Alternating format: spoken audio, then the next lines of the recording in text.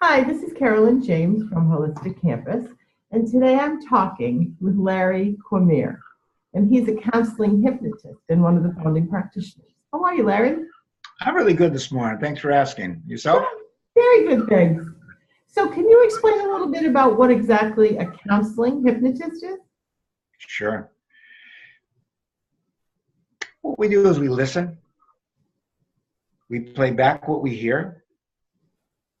We work with people's unconscious, not their conscious, but their unconscious. And the reason is the unconscious is unfiltered. It takes every suggestion that there is that's out there. And the unconscious also remembers everything from the time that you were born, let's just say in this period of your life, the time that you were born, and it stores it. And it stores it through all your senses, what you hear, what you see, what you feel, words that are said, things that happened to you when you were a 1-year-old, 2-year-old, 6 months, 5 months. And there comes that whole piece of natured versus nurtured. Yeah. But what I do is I listen and I play back. Now, what a psychologist will do, but many psychologists can't lead you. They can open you up to conversation so that you hear off of what you're saying and then play it back and give you some examples. What I do is I actually take you from your frame of mind now, and I get you to see, hear, and feel all that you want to be. In other words, I'll give you an example. Take the Olympics, for instance. A person is working and training and developing themselves, and someone just set a world record of 21.9. There's a benchmark there. All that person who's training in that Olympics to be a runner or a jumper or a skier only has to know that they have to be 21.9 to be the world champion. Mm. And if they did it, somebody else meaningly, then they could do it too. Mm. So it's like they go, okay, all they have to do is 21.8. So they get out there and they set their mindset, and all of a sudden they do 21.8, 0.999. They're the world champion. All right. And if you ever notice, the Olympics always have world champions beating records, or people beating records and becoming world champion. Why did you take that quantum leap and jump? Because you know what? No one has set that bar that high. Wow. When people come in and sit in the chair, they're listening to the most important person that there is in the room, themselves. They are setting the bar for who they want to be. They're setting the bar by listening to their heart, listening to their, we can use that word, soul, spirit, intuition, higher self, whatever word you want to use. But listen to that part that knows everything about them. I call it the soul. And they get to listen to that part of them that knows everything. Mm-hmm. Now, I always give the example. You're busy, you got a house party going on, you got family, you got friends, everything's going on crazy. You go upstairs to change, and all of a sudden you sit on the edge of your bed and you go, what am I doing all this for? You're listening to yourself. And then you put your happy face on, you get dressed, you go downstairs, and you say hello to everybody.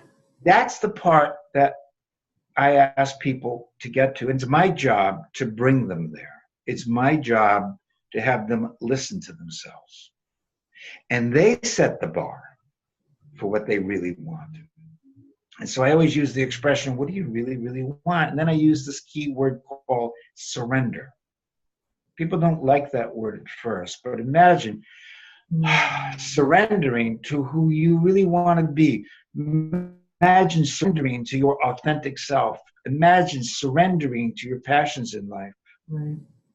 So that session gets to be where there's a blueprint, let's say blueprint, for who they want to be.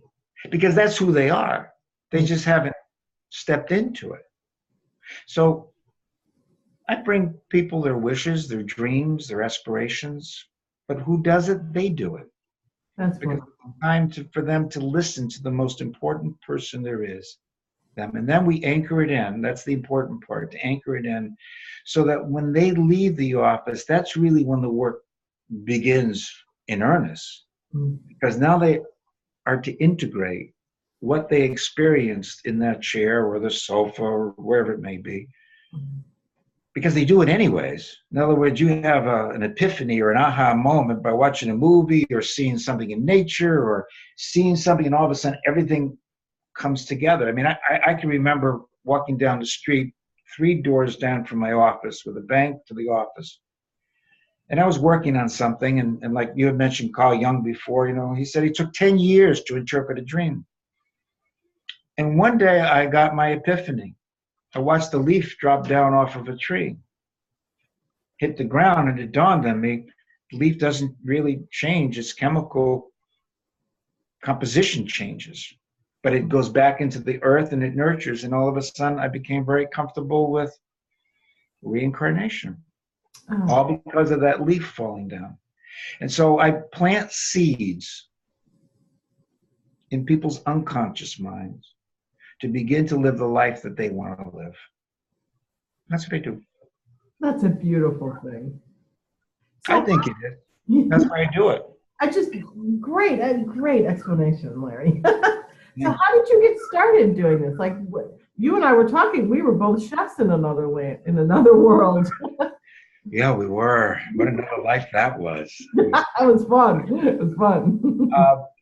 You're talking to someone who had severe anxiety, panic attacks, IBS, irritable bowel syndrome, where my stomach would empty out, just empty out. And to function in this world, it was like being in a cat in a hot tin roof. Mm. You double checked everything that you said. I didn't show up as I would be, but even in my past business that I had, people say, "Oh, you can do so many things." Yeah, because I was totally out of control. Yeah. I could function and do things, but I never really slowed down or got really grounded to what love was. Mm. I never really understood the miracles of life. Mm. I understood business, and I, had a house, I had the car, I had the business, I had the people, but I had a prestigious account, but it didn't mean anything. That was missing in my life. So what happened was that I started to look at alternative, because I tried, back in those days, they gave me Valium tranquilizers, and I just could not take them. And unfortunately, it took a toll on my personal life to have anxiety where it was out of control, but not really to anybody else, but to me. Yeah. And one day I tried a number of things, and I went into a hypnotist. And I told him my anxiety and panic attacks and IBS. And I sat there.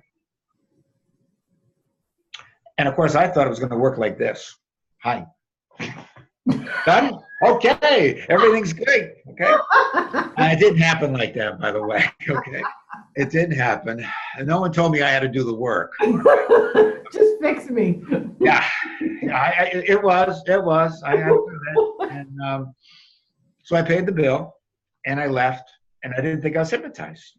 But it was okay. It was a nice session. Okay. And I sat in my car. And I sat in my car. And I didn't realize until later that it was the first time that I was ever really in the moment.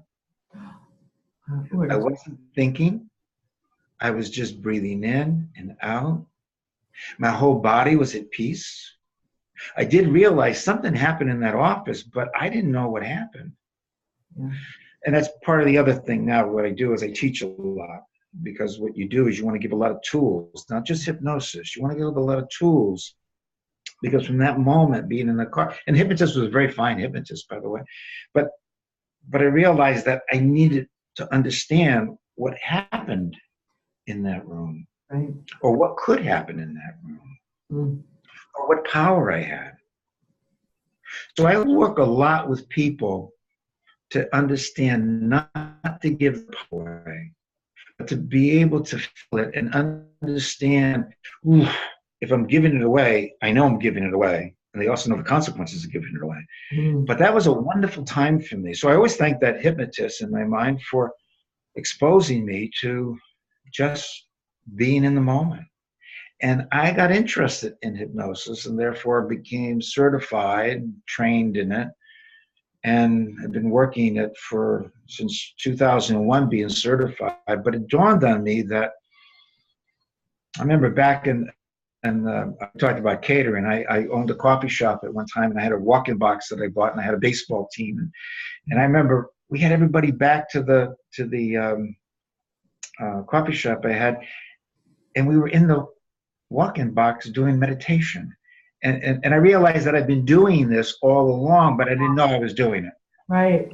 You know, I really didn't put a label on it. I just knew, well, this was interesting to me, and this was interesting to me, and I did it with a number of people, but I didn't realize what I was doing back early when I was in my 30s. 100 years ago for me. So when people come in, they come in different ranges. Some come in, and the journey, it's a meet where, you know, it's a fit where it's a continuation on their journey. Other people come in and they're doubting Thomases. So I ask them, what are you here for? Why are you walking in the door? Because I explained to them, I only need, in a doubting Thomas, I only need to put this little crack there, or help put that little crack. They open the crack, I don't. Just this little bit, but I put the suggestion in that once it starts, it's like a crack on a windshield. It just keeps growing and growing and growing and growing, and they may not even remember being with me. But this little crack doesn't stop, and therefore they start to realize, wait a minute, what am I doing here? What does life mean to me? What is this world of spirituality? What is that all about? Now, there's religion and there's spirituality, and I you know, whatever yours is. I mean, that's the way it is. But, you know, I read one time that when people have a near-death experience and they're not religious, they become religious. And people who are religious, who have a near-death experience, become spiritual. So all I ask for people is just be open to the possibilities that can exist and come from within them. Right. And to learn to be your authentic self. Amen. That's it, period. I wish I could make it more complicated than that. Oh, no. But that's it. That's beautiful. Because we're all part of the whole. So the answer is always there, and you can always go to that power. Right. Yeah.